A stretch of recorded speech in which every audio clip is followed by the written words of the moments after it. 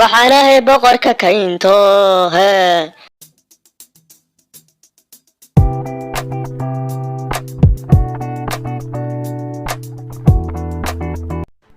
sheeko xariirooyinka aan ka dhaxalnay awowyadeen waxa ka mid ah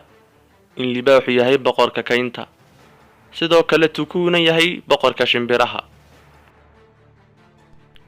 fiidiyowgana waxaan inagula wadaagi doonaa loolankii dhex maray labada boqor libaaxa iyo tukaha sida aynu ognahay libaaxu waxa uu ku nool yahay kaynta waxaana uu ka ugaarsadaa kaynta laakiinse tukuhu waxa uu wax ka ugaarsan karaa cirka iyo dhulka isagoo ugaarsan kara shimbiraha uu boqorka u yahay iyo xayawaanada kaynta boqorkii kaynta ayaa arrintaa ka cadhooday laakiinse nasiib darro waxba kama qaban karo libaaxii oo cadhaysan oo ciilka isku xajinaya ayaa ku heesay sidan soo socota waxaanahay boqorka kaynto